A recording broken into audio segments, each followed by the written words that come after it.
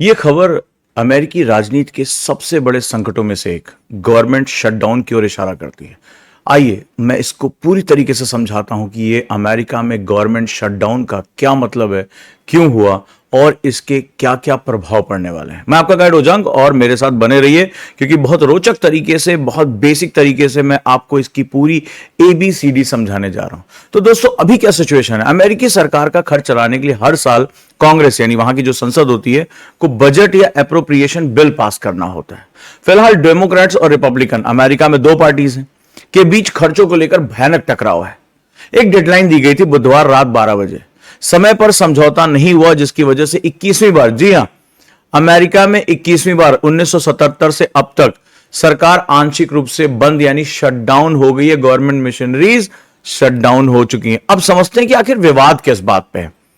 Trump प्रशासन ने जो कि बिग ब्यूटीफुल बिल BBB पेश किया, उसमें मेडिकेड यानी गरीबों के लिए स्वास्थ्य बीमा में कटौती और कुछ टैक्स क्रेडिट खत्म करने का प्रावधान था।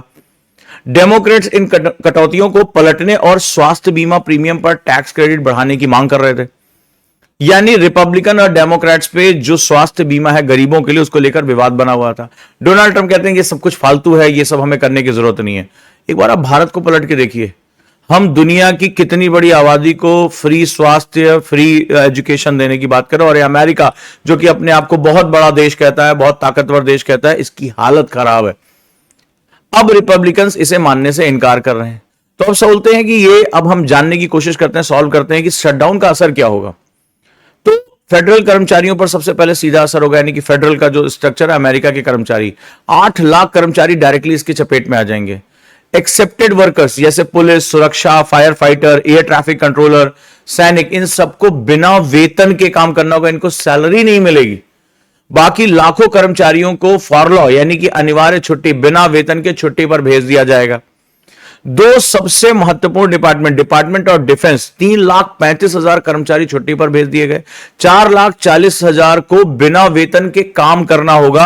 आप भारत में कल्पना नहीं कर सकते कि ऐसी कभी कोई स्थिति आ सकती है। और अमेरिका जो अपने आप को इतना चमका के रखता है, ऐसा जो है वो दुनिया का देश बताएगा, आप सोच के देखिए बिना वेतन के उन्हें काम करना पड़ेगा। डिपार्टमेंट ऑफ वेटरन अफेयर्स, 4,47,000 कर्मचारी वहां काम जारी रखेंगे, 15,000 छुट्टी पर चले जाएंगे। अब सोचते हैं कि आम जनता भी इस पर असर हो गया, सिर्फ जो काम कर रहे हैं, नौकरी कर रहे हैं, केवल उन्हीं पर। पासपोर्ट, वीजा, लोन प्रोसेसिंग जैसी सेवाएं जब आदमी नहीं रहेंगे तो कौन प्रोसेस करेगा। म्यूजियम, पार्क और गैर जरूरी जो सार्वजनिक सेवाएं सब बंद हो जाएंगी, यानी वहां भी कूड़ा पड़ा रहेगा, वहां भी गंदगी होगी। लेकिन दिक्कत यह है कि अमेरिका को हम लैंड ऑफ ड्रीम्स कहते हैं, और भारत में छोटी से छोटी गलती को भी पूरी दुनिया में चिल्ला चिल्ला के बताया जाता है कि भारत जो है EU गंदा है, डर्टी है। अरे दोबारा कहीं अमेरिकन मिले ना, ब्रिटिश मिले, तो बुला के समझाना उन्हें। अब सवाल है कि क्या इस सब चीजों की वजह से अमेरिका के राष्ट्रपति को इस्तीफा देना पड़ेगा, डोनाल्ड ट्रंप जाएंगे क्या? तो जवाब है नहीं। अमेरिकी कानून में कोई प्रावधान नहीं है कि गवर्नमेंट शटडाउन के दौरान राष्ट्रपति को पद छोड़ना पड़े। राष्ट्रपति के पास सभी कार्यकारी शक्तियां बनी रहती हैं, वहां पर बनी रहेंगी।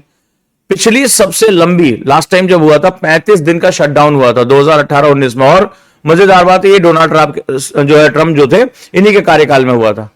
लेकिन वहां पर भी इनको इस्तीफा नहीं देना पड़ा था। अब आपके दिमाग में आ रहा होगा कि यह शटडाउन अनंत काल तक चल सकता है क्या, या शटडाउन खत्म कैसे होगा?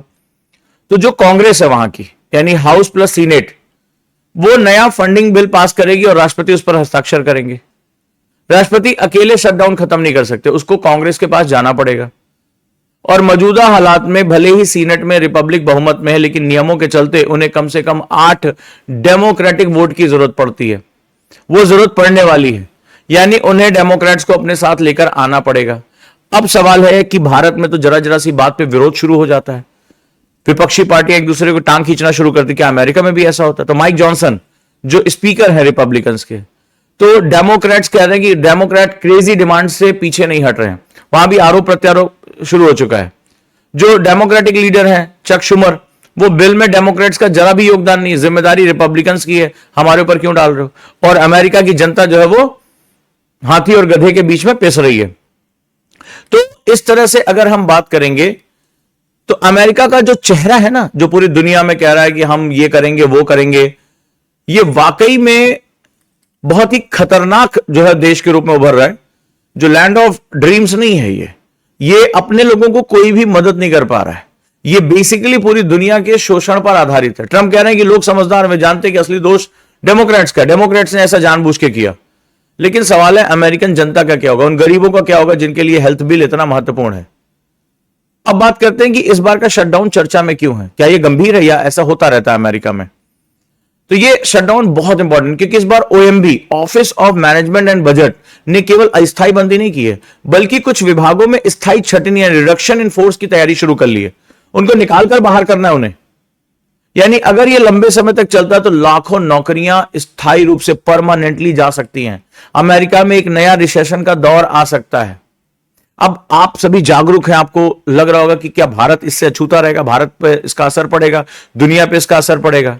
तो हमने एक गलती की थी 1991 के बाद। हम बहुत तेजी से इंडस्ट्री की तरफ जाने की बजाय हम सर्विस में घुसते चले गए।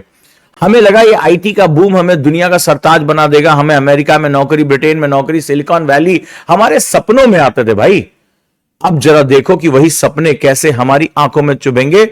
अगर अमेरिका की आंखों में किरकिरी होगी, दर्द हमें होता है, क्योंकि चाइना की तरह मैन्युफैक्चरिंग हब नहीं बन पाए, चाइना की तरह हमने जो पावर डेवलप नहीं की। तो आईटी सेक्टर की बात कर ले, जो दुखती हुई नब्ज है, क्योंकि सेवा है ना, सेवा क्षेत्र है, तो सेवा तो मालिक की करनी पड़ती है। मालिक को दर्द होगा तो नौकर तो परेशान होगा ही, बुरा मत मानिएगा, लेकिन सच्चाई यही है। भारत का आईटी और सर्विस एक्सपोर्ट जो है अमेरिका पर निर्भर है। सरकारी प्रोजेक्ट्स और पेमेंट्स अटक सकते हैं वहां, जब वहां पैसा नहीं है तो यहां पे भी पैसा नहीं आएगा। स्टॉक मार्केट और रुपए पे बड़ा इसको गरीब असर पड़ेगा। अमेरिकी निवेशक जो है वो रिस्क अवर्स हो जाएंगे, जिससे एफआईआई, जो फॉरेन इंस्टीट्यूशन जो इन्वेस्टमेंट है, इन्वेस्टर्स हैं, वो भारत से पैसा निकाल सकते हैं। और अचानक से जब वो पैसा निकालेंगे तो हमारा शेयर मार्केट गिर सकता है, रुपया गिर सकता है। सबसे बड़ी जो प्रॉब्लम आएगी, H1B वीजा प्रोसेसिंग धीमी हो जाएगी, वीजा कर्मचारी नहीं रह जाएंगे। भारतीय छात्र और प्रोफेशनल्स पर बहुत इसका असर पड़ेगा, जो यहां से अमेरिका जाके पढ़ाई करना चाहते हैं, नौकरी करना चाहते हैं, उनके ऊपर बहुत निगेटिव असर आने वाला है। अब हम बात करते हैं कि डिफेंस सप्लाई पे क्या असर पड़ेगा। तो अमेरिका से बहुत सी रक्षा डील्स चल रही हैं, जेट इंजन, ड्रोन। तो यहां पर क्या होगा, इसमें काफी देरी आएगी और भारत की सुरक्षा पे भी एक क्वेश्चन मार्क होगा। भारत को तत्काल अन्य बाजार खोजने पड़ेंगे।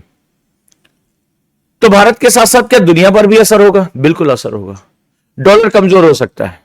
तो अब डॉलर कमजोर होगा तो ऑयल और गोल्ड की कीमतें बहुत तेजी से आगे जाएंगी। और कुछ दिन पहले एक अमेरिकन इकोनॉमिस्ट ने इसकी चर्चा भी कर दी थी कि अमेरिका के अंदर सब कुछ ठीक नहीं है, बहुत गड़बड़ होने जा रही है। तो तेल के दाम बढ़ने की पूरी संभावना। और आप देखिए हमारे प्रधानमंत्री ने कितनी मुश्किल घड़ी में सामने खड़े होकर रशिया से ऑयल खरीदना शुरू कर दिया। उन्होंने कहा दोस्ती गई भाड़ में अमेरिका के साथ, हमें पहले अपने राष्ट्र की रक्षा करनी है। ऑयल की कीमतें हमारे 19-20 होती है, महंगाई चरम पर पहुंच जाती है। और अमेरिका चाहता था कि हम इस ट्रैप में फंसे।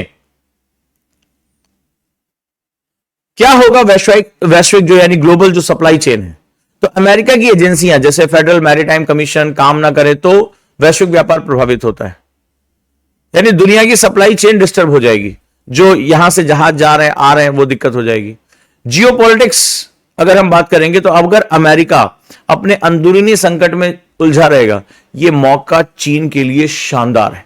क्योंकि अगर आज की डेट में चीन को कोई रिप्लेस कर सकता है, अमेरिका को कोई रिप्लेस कर सकता है तो चीन कर सकता है, उसके साथ साथ रूस कर सकता है। लेकिन चीन, रूस के साथ तो चलिए हमारा बहुत अच्छा संबंध है, लेकिन चीन अभी भी डाइसी है। और वहां पर इस मौके का फायदा उठाकर चाइना बहुत तेजी से एग्रेशन के साथ, और रशिया जो यूरोप का हिस्सा है, नाटो का जो हिस्सा है, उसमें एग्रेशन बढ़ा सकते हैं। वैश्विक संस्था में आईएमएफ और वर्ल्ड बैंक, तो यहां पर अमेरिकन फंडिंग का बड़ा रोल होता है। हालांकि अमेरिका की नीतियों को ही प्रस्तावित करते हैं, लेकिन फिर भी ये फंडिंग करते हैं। तो अमेरिका में शटडाउन हो जाएगा तो उसके प्रोजेक्ट्स भी हॉल्ट हो जाएंगे और उसके प्रोजेक्ट्स पे बहुत निगेटिव असर आने की पूरी संभावना हमें यहां दिखाई पड़ रही है। तो अगर मैं बात करूं तो ये शटडाउन सिर्फ अमेरिका की आंतरिक राजनीति का मसला नहीं है, क्योंकि अमेरिका ग्लोबल सप्लाई चेन के सेंटर में बैठा और ऐसा उसने करने के लिए बहुत दुनिया में तबाही भी मचाई है। यह एक ऐसी हलचल होगी जो भारत की अर्थव्यवस्था, वैश्विक बाजार और अंतरराष्ट्रीय शक्ति संतुलन तक को असर डाल सकती है। चाइना को इतनी तेजी से अचानक से पूरा खुला मार्केट नहीं मिलना चाहिए, क्योंकि चाइना के साथ हम अपनी बाउंड्री शेयर करते हैं। भारत को अभी मजबूत होने में काफी समय लगना है, भारत को यह समय चाहिए। ऐसी कंडीशन में अभी इस तरह की जो गलतियां डोनाल्ड ट्रंप जिस तरह से ऊट पटांग से फैसले ले रहे हैं, जिस तरह से अमेरिकन पॉलिसीज डिस्टर्ब हो रही है, तो अचानक से वो जो गैप होगा ना, वो गैप एक वैक्यूम क्रिएट कर देगा जो पूरे वर्ल्ड पॉलिटिक्स को डिस्टर्ब कर देगा। तो लगातार ये हम देख रहे हैं कि इसके जो है वो शॉर्ट टर्म भी इसके असर होंगे, लॉन्ग टर्म भी इसके असर होंगे। लेकिन आप लोगों के लिए एक सवाल है, ध्यान से सुनिए और कमेंट में इसका जो है जवाब जरूर दीजिए। क्या अमेरिका की राजनीतिक जिद, जो उसकी एक पॉलिटिकल जिद है, वो पूरी दुनिया को डिस्टेबलाइज करने जा रही है, अस्थिर करने जा रही है? आप इस बारे में क्या सोचते हैं? आपको ये विश्लेषण कैसा लगा? जो ये सवाल है जो आपको चाहिए थे जवाब उसके, वो आपको मिले या नहीं मिले, कमेंट में जरूर बताएं। चैनल को सब्सक्राइब करें, वीडियो को लाइक करें और जुड़ता हूं मैं आपके साथ एक अन्य वीडियो में। तब तक के लिए नमस्कार।